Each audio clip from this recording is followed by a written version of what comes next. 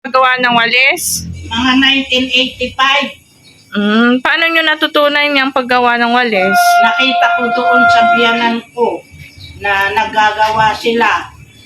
At saka sumama akong nagtinda, naglako. Pagkatapos ng paglalako, natutunan ko na mag-wholesale sa mga tindahan, naguhulog na ako.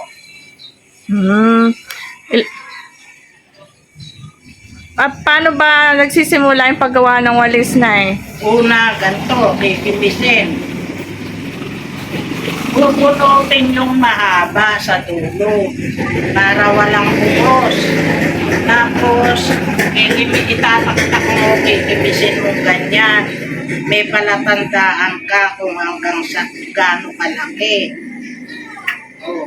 Ano yung palatandaan nyo? Dito, sa kamay. Yung sa guhit? Tignan ko nga daw. Sa kamay, lampas guhit. Dapat lampas sa guhit ng hilalaki. Oo, palaging Gaano ganyan. kalampas? Ganyan lang. Pinipisil lang. Pero yung iba, tinitimbang na. Ay, hindi kami gumagamit ng timbangan, hindi magiging pare-pareho.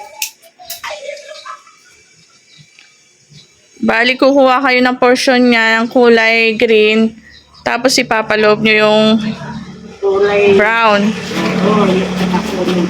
Dapat halos pantay-pantay ang haba sa small. Kung mahaba, big yun. Nabibili nyo na yan, wala nang tangkay sa Davao. Yung may tangkay sa Baguio at saka Bicol. So, next step na yan, no? Ito na yung mangyayari nyo. Bali, kakailanganin nyo lang dyan gunting, lamesa, upuan, tsaka tali, straw, tsaka of course yung lasa. Ito na yung mga nangyari nyo. Next step na.